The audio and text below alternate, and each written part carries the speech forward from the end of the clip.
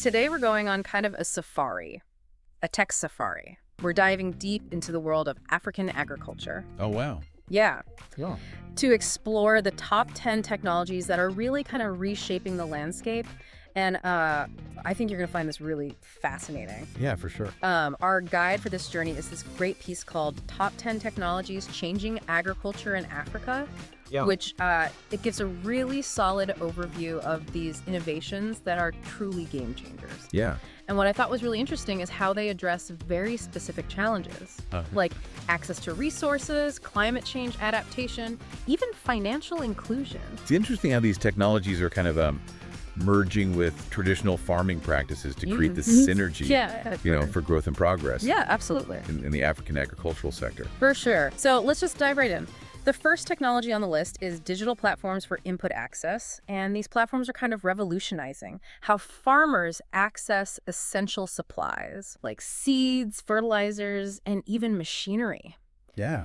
And it's amazing to me how apps like Mkulima in Tanzania and Hello Tractor in Kenya are connecting farmers directly with suppliers through their smartphones. Right. It's like having an agricultural marketplace right in your pocket. Yeah, it is. It is. What kind of impact has this ease of access had on farmers? I mean, I think it's been transformative. Yeah. Particularly, I think, for smallholder farmers who often face challenges when they're trying to navigate these traditional supply chains. Yeah. These platforms are really helping cut out the middleman. Yeah. Which promotes transparency in pricing. It streamlines the whole process. For sure. So farmers can actually compare costs, read reviews, and make informed decisions about what they're buying, which ultimately leads to more efficient and profitable operations for them. Yeah, and that's really empowering. Right. Speaking of empowerment, let's talk about AI in weeding. This is where things start to feel really futuristic. Totally. So we're talking about AI-powered systems that can identify and target weeds with laser precision. It's amazing. Reducing the need for manual labor and chemical herbicides? It is. What's a good example of that? Well, in Rwanda, they are using AI-powered drones for weed control. Oh, wow. Which is amazing. And so these drones are scanning fields. They identify the weeds using really advanced algorithms. Right. And then target them with precision spraying techniques. Okay, so what kind of AI are we talking about here? Is this just image recognition, or is there something more sophisticated? It's a combination. It's a combination of technologies, but it's essentially deep learning algorithms that are trained on massive data sets of weed and crop images. Oh, wow. And this allows them to distinguish between the two with really remarkable accuracy. Wow. The drones then use that information along with GPS data and real-time sensor readings to actually navigate the fields and apply herbicides only where they're needed. Okay, so it's not just zapping weeds with lasers. No. It's really about using AI to kind of make weed management more intelligent and efficient. Yeah. So what kind of results are they seeing in Rwanda with this? It's really promising. Yeah. They've seen some significant reductions in herbicide use. Oh, that's great. Which means lower costs for farmers and reduced environmental impact. That's fantastic. And then also, because it's precision targeting, it minimizes damage to crops. Right. So ultimately, leading to higher yields. Higher yields, exactly. It sounds like a win-win for both the farmers and the environment. Yeah, for sure. Now let's shift gears and talk about precision agriculture. Okay. From what I understand, it's about using data to make smarter farming decisions. Yeah, exactly. Yeah. Precision agriculture utilizes technologies like satellite imagery, soil sensors, weather stations to gather real-time data about crop health, soil conditions, and environmental factors. And they use all that data to... And so this data is used to create detailed maps and analyses, which provides farmers with valuable insights. So it's kind of like giving each plant personalized care? Yeah. Based on its needs and the conditions of the environment? Yeah, that's a great analogy. Cool. So by understanding these variations within a field, farmers can make targeted decisions about irrigation, fertilization, pest control. So for example, if they can identify areas that require more water or nutrients, they can then apply those resources precisely where they're needed. Makes perfect sense. So that not only improves resource efficiency, but minimizes waste and environmental impact. Yeah, for sure. How about climate smart agriculture or CSA? It seems like a crucial approach, especially as we kind of think about climate change. Yeah, absolutely. Yeah. CSA is all about adapting to the changing climate Right. and building resilience Mm-hmm. in the face of challenges like droughts, Right. floods, and extreme temperatures. Okay. It involves a combination of technologies and practices that are aimed at reducing agriculture's environmental footprint, Got it. while at Yep. the same time increasing productivity and farmer incomes. So it's a holistic approach Yeah. that considers both the environment and the economic aspects. Exactly. Are there any specific examples of CSA technologies being implemented in Africa?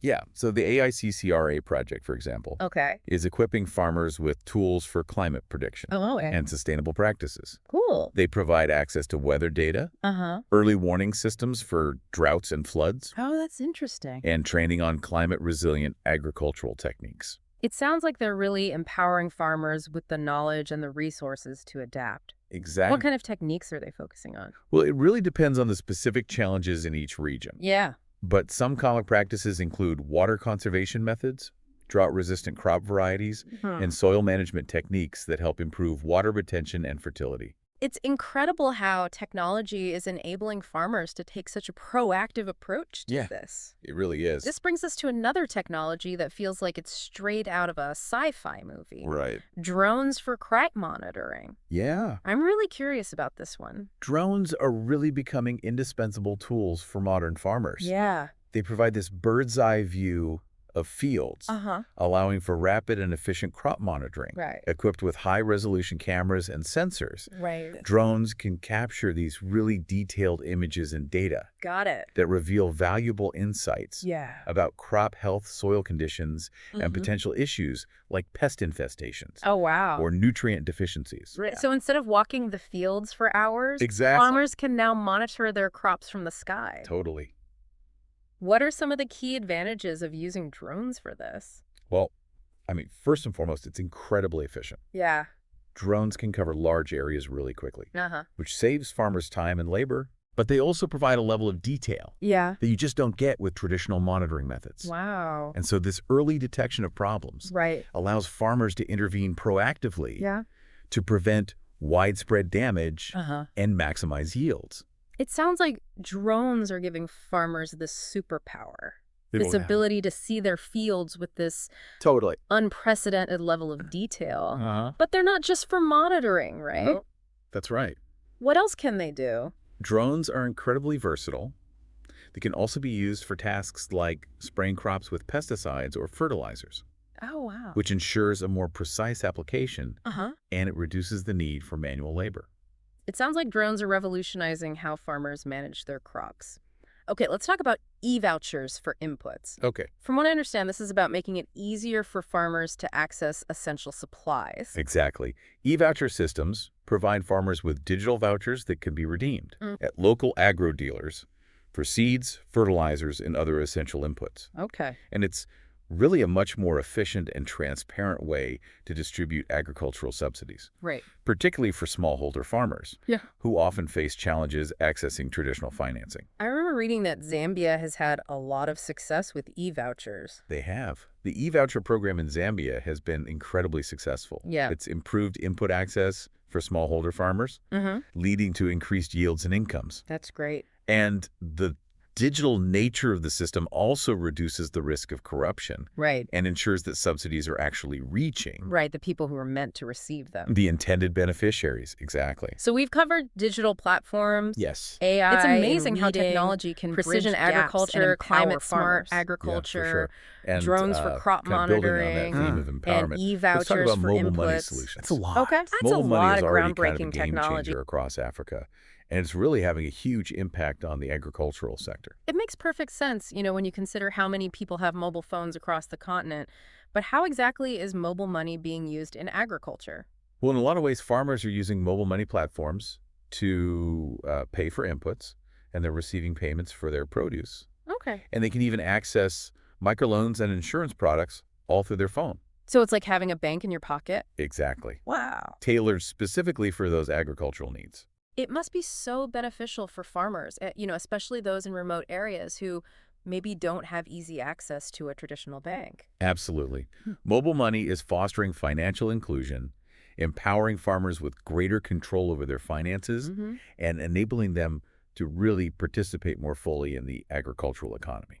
It's a remarkable example of how technology is driving positive change Right. in so many aspects of African agriculture.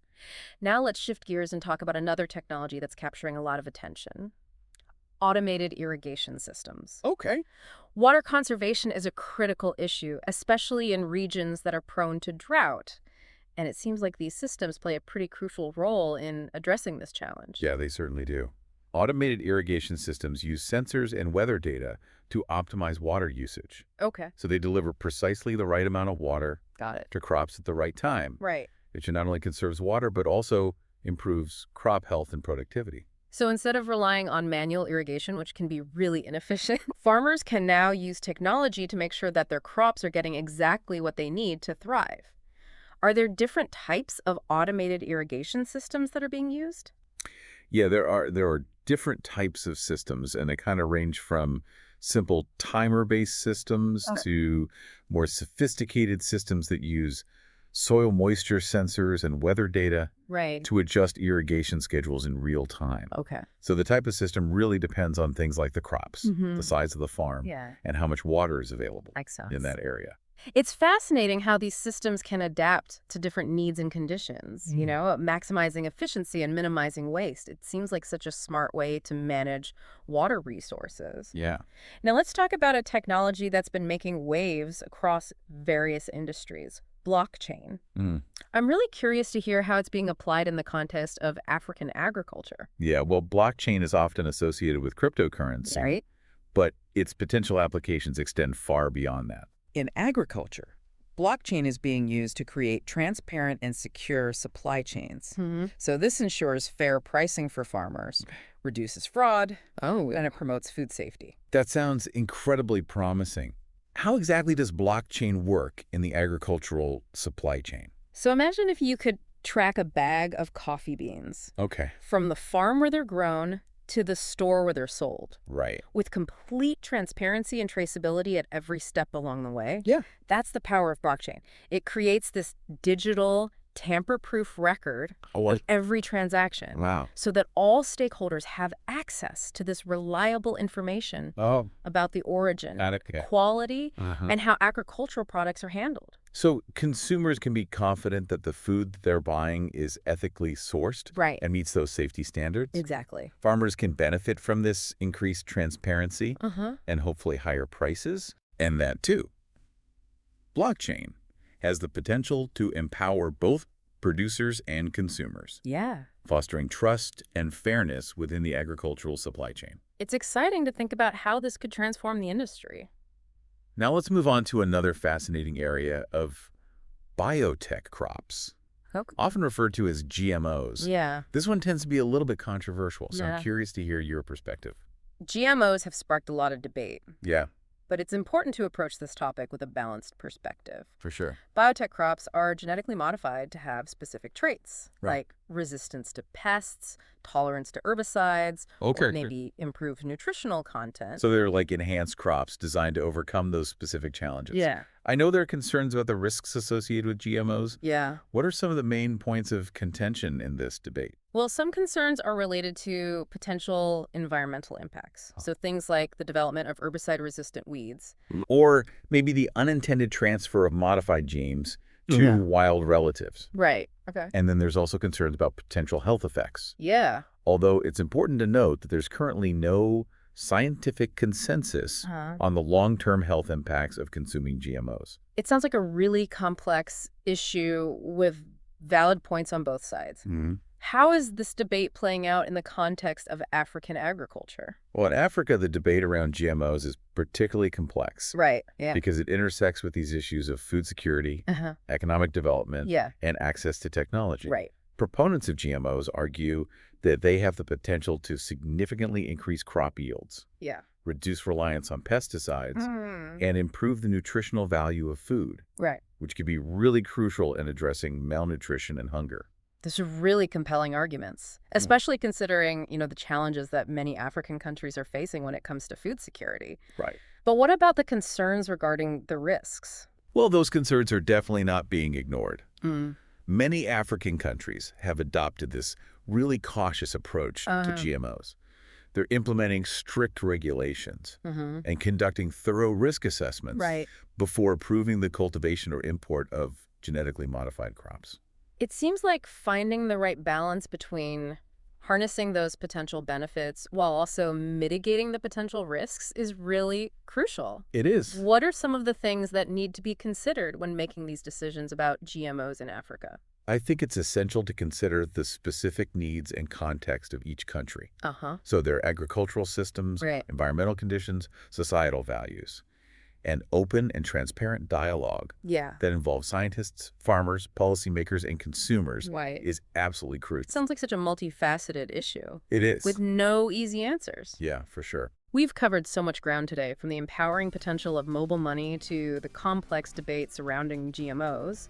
It's clear that technology is really playing a transformative role in African agriculture, It is. bringing both opportunities and challenges. Yeah, absolutely. The future of African agriculture is really being shaped by these innovations. These technologies are a wave of progress. Yeah. And they offer solutions to some of the biggest challenges For sure. facing African agriculture. It's been an inspiring journey, and I hope our listeners share our sense of optimism for the future of farming in Africa. To our listeners, we encourage you to keep exploring these innovations Yeah. and consider how they might contribute to a more resilient, sustainable, and equitable food system for everyone. The future of African agriculture is brimming with potential, It is. and we can all play a role in shaping that future.